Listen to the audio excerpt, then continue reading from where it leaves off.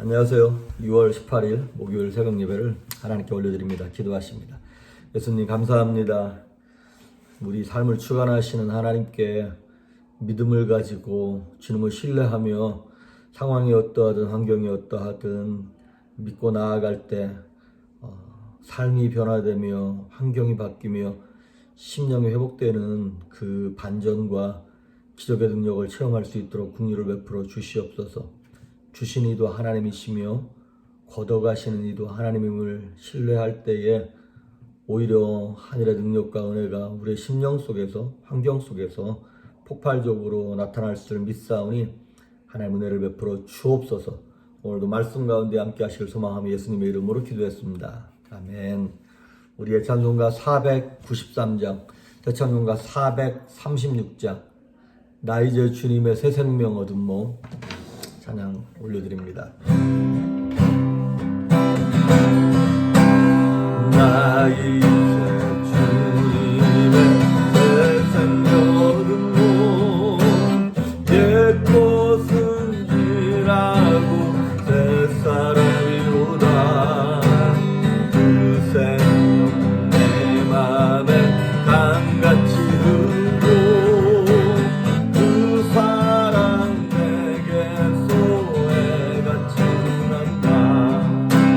영생을 누리며 주 안에 살리라. 오늘도 내일도 주 함께 살리라. 주 안에 감추인 새 생명 얻으니 이전에 줬던 것 이제는 가볼까.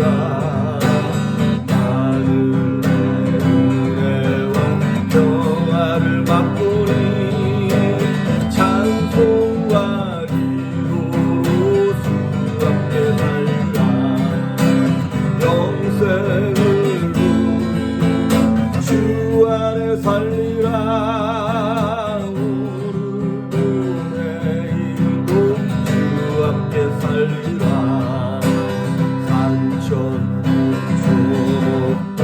새 것이 되었고 죄인도 원수도 친구로 변다. 새생 얻은 자 영생을 맛보리. 주님을 모신 밤새 하늘이로다. 영생을 누리며 주 안에 살리라.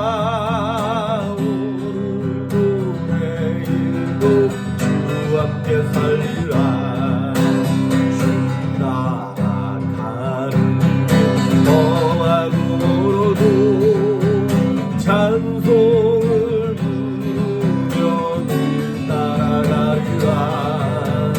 나를 모시고 영원히 살리라. 날마다 섬기며 주 함께 살리라. 주 안에 살리라.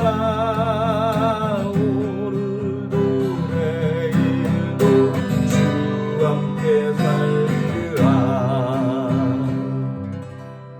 네, 오늘 우리에게 주시는 말씀은 다니엘서 6장 13절에서 28절에 있는 말씀입니다. 6장 13절에서 23절까지 13절 23절까지 왜 이렇게 이거를 오랫동안 보냐면 이번 주까지 다니엘 6장을 하고 다음 주부터는 다른 본문들을 이렇게 보려고 좀 나눠서 하다 보니까 디테일하게 되었습니다. 자, 6장 13절에서 23절까지 중간에 좀 끊었습니다. 13절부터 제가 읽어드릴게요. 그들이 왕 앞에서 말하여 이르되 왕이여 사로잡혀온 유다 자손 중에 다니엘이 왕과 왕의 도장에 찍힌 금령을 존중하지 아니하고 하루 3번씩 기도하나이다 하니 왕이 이 말을 듣고 그로 말미암아 심히 근심하여 다니엘을 구원하려고 마음을 쓰며 그를 건져내려고 힘을 다하다가 해가 질 때에 이르렀더라. 그 무리들이 또 모여 왕에게로 나와서 왕께 말하되 왕이여 메대와 바사의 규례를 아시거니와 왕께서 세우신 금령과 법도는 고치지 못할 것이니이다 하니 이에 왕이 명령하며 다니엘을 끌어다가 사자굴에 던져 넣는지라. 왕이 다니엘에게 이르되 네가 항상 섬기는 너의 하나님이 너를 구원하시리라 하니라. 이에 돌을 굴려다가 불 어귀를 막음에 왕이 그의 도장과 귀족들의 도장으로 봉하였으니 이는 다니엘에 대한 조치를 고치지 못하게 하려 함이었더라. 왕이 궁에 돌아가서는 밤이 새도록 금식하고 그 앞에 오락을 그치고 잠자기를 마다하니라. 이튿날에 왕이 새벽에 일어나 급히 사자굴로 가서 다니엘이 든 굴에 가까이 이르러 슬피 소리질러 다니엘에게 묻되 살아계시는 하나님의 종 다니엘아, 네가 항상 섬기는 데 하나님이 사자들에게서 능히 너를 구원하셨느냐 하니라. 다니엘이 왕에게 이르되 아르되 왕이여 원하건대 왕은 만수무강하옵소서. 나의 하나님이 이미 그의 천사를 보내어 사자들의 입을 봉하셨으므로 사자들이 나를 상해하지 못하였사오니 이는 나의 무죄함이 그 앞에 명백함이오며 또 왕이여 나는 왕에게도 해를 끼치지 아니하였나이다 하니라. 왕이 심히 기뻐서 명하여 다니엘을 굴에서 올리라 하매 그들이 다니엘을 굴에서 올린즉 그의 몸이 조금도 상하지 아니하였으니 이는 그가 자기 하나님을 믿음이었더라. 아멘. 자, 여기 13절에 보면 바벨론의 다른 신하들이 다니엘을 죽이고 또 그를 이렇게 사자굴에 잡아넣기 위해서 다니엘을 얼마나 뭐라 할까요? 무시하고 멸시하는지 여기 13절에 보니까 그들이 왕 앞에서 말하여 이르되 왕이여 사로잡혀온 유다 자손 중에 다니엘이 이렇게 나와 있죠. 다니엘을 지칭할 때 무슨 총리 다니엘, 뭐 무슨 누구 다니엘 이렇게 얘기하지 아니하고 사로잡아온 아주 보잘것없는 그러한 혈통이고 족속입니다. 이 얘기는 사실 바벨론의 마지막이었던 왕이었던 벨사살도 다니엘을 인정하고 싶지 않아서 사로잡혀온 유다 자손 중에 사로잡혀온 다니엘아 이런 식으로 부르지 않았습니까? 그러니까 여기 있는 옆에 사람들도 지금 다니엘을 얼마나 무시하고 멸시했는지. 아니 지금 다니엘이 그 나라에 가가지고 어렸을 때부터 70년 가까이 그 나라의 정치계의 거물로서 그렇게 자리를 잡고 있는데도 불구하고 세상은 여전히 믿는 사람들을 무시하고 멸시하고 인정하지 않으려고 한다는 겁니다. 14절에 보니까 이제 왕이 다니엘을 되게 아꼈어요. 그러니까 그 정권 인수팀 탑3 중에 한 사람으로 다니엘을 선택했던 거잖아요. 그런데 이렇게 될 줄 모르고 이 법령을 발표했다가 상황이 이렇게 되니까 너무너무 속이 상한 거예요. 그래서 14절에 보니까 왕이 이 말을 듣고 그로 말미암아 심히 근심하여 다니엘을 구원하려고 마음을 쓰며 그를 건져내려고 힘을 다하다가 하루가 지나간 거예요. 그리고 15절에 보니까 이제 이 왕이 막 근심하고 하는 모습이 신하들에게 보였을 거 아닙니까? 그랬더니 15절에 그 무리들이 찾아와가지고 아니 왕이시여 이건 이 나라의 법은 왕이 한 번 법령으로 제정하면 이거 돌이킬 수 없는 겁니다 라고 하는 거를 자꾸 푸시하는 거예요. 혹시나 왕이 마음을 바꿔가지고 이거 바꿀까봐 막 왕을 압박하는 것이죠. 그러니까 다니엘 입장에서도 그렇고 저와 여러분도 마찬가지고 사자굴 자체보다 더 무서운 게 저들의 혀입니다. 저들의 말입니다. 사실 저들이 주창하는 말은 법적으로는 틀린 말이 아니죠. 그게 법령으로 선포됐으니까. 법적으로는 틀린 말이 아닌데 사람을 죽이는 말이에요. 우리가 이럴 때가 참 많습니다. 교회에서도 마찬가지고 신앙생활 하면서 내가 언제 틀린 말 했냐고. 나는 되게 합리적이고 이성적인 사람이라고. 근데 아시다시피 교회라는 게 이성을 무시하는 것이 아니라 이성이 생각할 수 없는 볼 수 없는 부분들을 보고 영적인 하나님의 역사가 있는 것인데 그거를 무시하고 이성과 논리와 합리로 일을 처리하려고 하는 사람들이 있어요. 그런데 그 끝은 항상 뭐냐면 사람이 다치더라고요. 사람이 죽더라고요. 이게 너무 무서워요, 사실. 교회는 상식이 통해야 됩니다. 하지만 하나님의 기적은 상식을 초월하는 거잖아요. 상식을 넘어서는 것이고. 그런데 상식선에서 이성의 그 레벨에서만 교회 일이 추진되다 보니까 이게 참 어려워요. 이거를 사람의 말로 설득될 수 있는 것도 아니고 하나님이 역사하셔야 되는데. 그래서 목회가 참 힘들다는 얘기를 합니다. 16절에 보면 이제 결국 사자굴에 집어넣습니다. 그런데 이렇게 이게 이에 왕이 명령함에 다니엘을 끌어다가 사자굴에 던져 넣었는지라 왕이 다니엘에게 이르되 네가 항상 섬기는 너의 하나님이 너를 구원하시리라 하거늘. 이거는 지금 어찌 보면 되게 비꼬는 것처럼 들리는지는 모르겠습니다만은 병 주고 약 주는 거냐 이렇게 들릴 수도 있겠습니다만은 이건 사실 왕의 소망인 것 같아요. 진심이에요. 정말 너희 하나님이 살아계시다면 네가 여기서 살아났으면 좋겠다라고 하는 자기만의 어떤 작은 소망을 지금 얘기한 것이죠. 그런데 한편으로는 왕은 이런 거예요. 다니엘을 원망하는 것 같아, 느낌상. 야, 다니엘아, 뭐 이런 것 갖고 그렇게까지 목숨을 걸고 이렇게까지 일을 크게 만들었냐, 이 얘기인 것 같습니다. 우리 그런 얘기 가끔 듣죠. 아니, 너는 무슨 교회를 그렇게 극성스럽게 다니냐고, 남들처럼 좀 이렇게 평범하게 믿으면 안 되냐고, 너만 하나님 믿냐고, 그 교회만 진짜 교회냐고, 너는 왜 이렇게 극단적이냐, 적당히 좀 믿어라, 이렇게 말하는 분들이 계십니다. 그런데 그거는 우리가 누군가를 사랑할 때, 누군가를 좋아할 때 적당히가 되든가요? 좀 그 남자 그 여자를 생각하지 말아야지 했지만 맨날 생각나는 것처럼, 또 연애할 때는 그 먼 거리를 마다하지 않고 운전해서 가고 그 집 앞에 가고 정성을 다하는 것처럼, 이거는 논리와 이성이 지배할 수 없는 하나님의 영이 지배함으로 말미암아 그 영계에서 일어나는 일들이기 때문에 이거는 적당이라는 것이 안 되는 거예요. 그래서 이제 또 이 왕의 뉘앙스는 이것도 있는 것 같아요. 나는 너를 구원하지 못하지만 네가 섬기는 너의 하나님이 구원하면 좋겠다라고 하는 그 은연중에 고백이 있는 것이겠죠. 그리고 이제 17절에 보니까 돌을 굴려다가 사자굴에다 넣고 굴 어귀를 막고 아무도 거기 들어가서 구하지 못하도록 봉인을 했다는 거예요. 그리고 18절에 보니까 이 다리오 왕이 되게 속상해했어요. 이렇게 나와요. 왕이 궁에 돌아가서는 밤이 새도록 금식하고 그 앞에 오락을 그치고 잠자기를 마다하니라.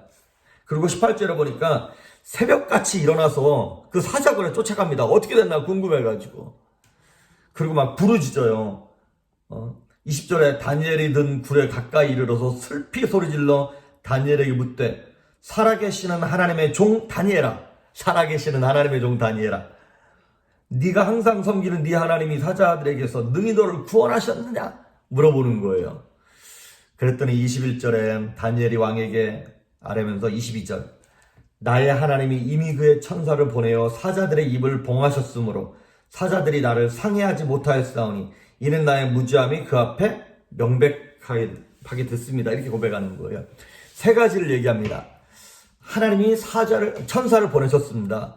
천사를 보내서 사자들의 입을 막으시고 나를 그 상황 가운데서 보호해 주셨습니다. 그렇습니다. 비록 마귀가 예수님을 무덤에 넣어놓긴 했지만 무덤에 가둬두지는 못했죠. 무슨 얘기입니까? 생명의 능력, 부활의 능력은 죽음의 권세보다 큽니다. 저주의 권세보다 훨씬 큽니다. 아니, 죽여도 살아나면 죽음이 무섭지 않을 거 아니에요.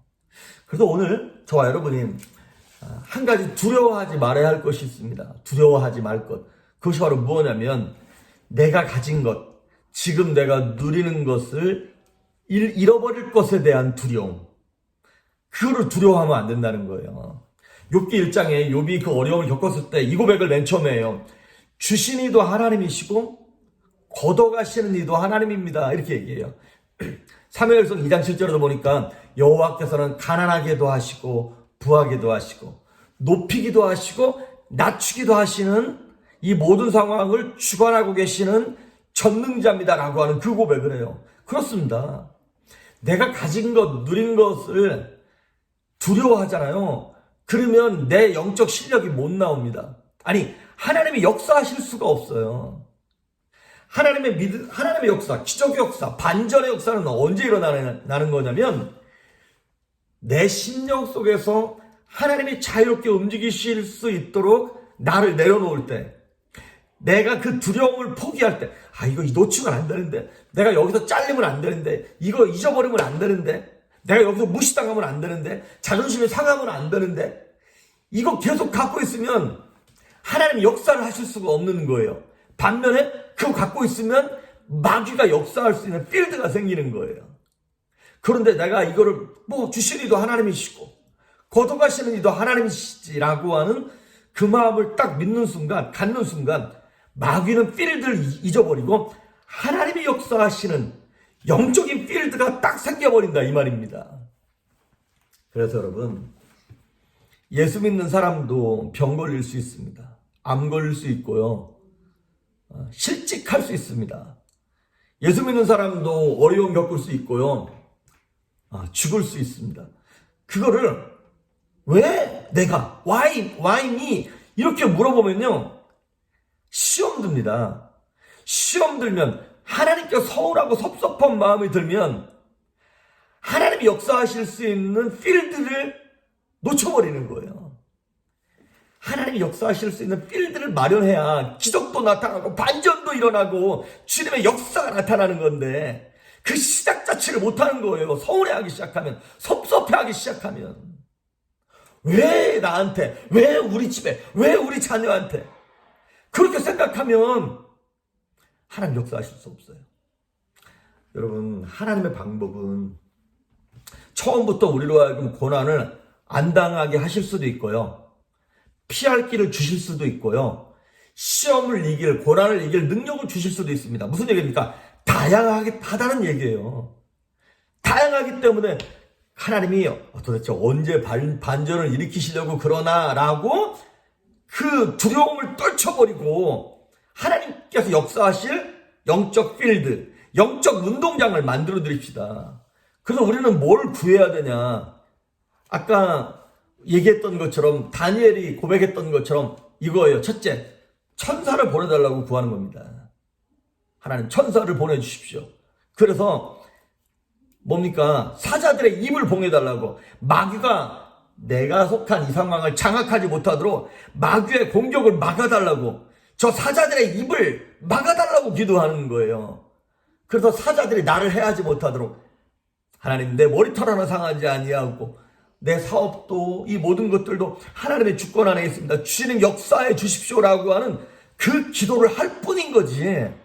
두려워하는 순간 이거 놓치면 안 되는데, 이거 안 되면 안 되는데, 그거 안 돼도 됩니다. 하나님의 역사하십니다.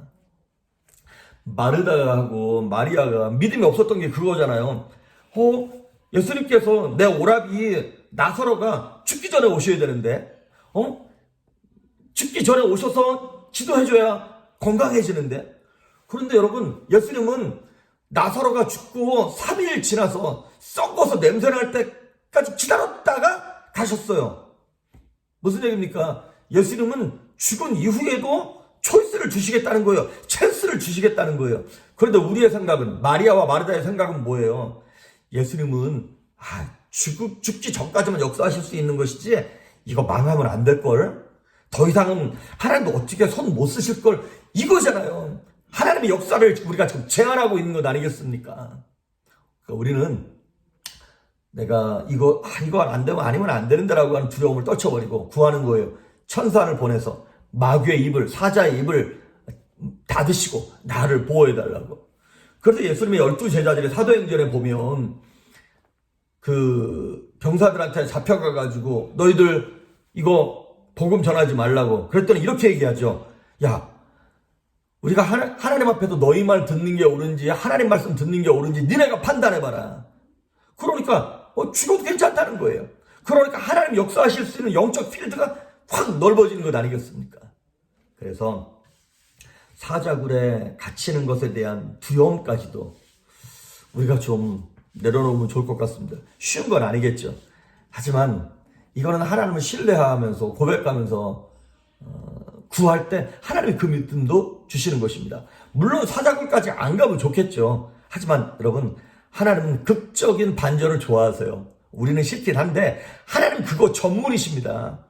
그러니까 필사직생 필생직사, 죽으면 죽으리라 그렇게 뛰어들면 결국에는 이긴다는 것 아니겠습니까?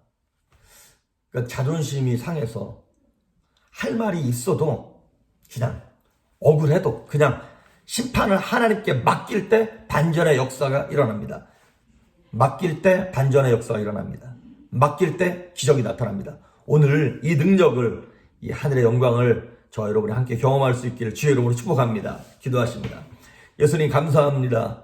다니엘과 같이 주신 이도 하나님, 거둬가시는 이도 하나님을 신뢰하고 사자굴에 들어가는 것까지 내 생각에 마지막 단계인 것 같은 그것조차도 포기하고 하나님께 맡겨드릴 때 반전의 역사가 일어날 줄 믿사오니 우리 사랑하는 성도들의 마음과 심령 가운데 평강과 능력과 기적을 허락하여 주시옵소서. 감사드리고 예수님의 이름으로 기도했습니다. 아멘.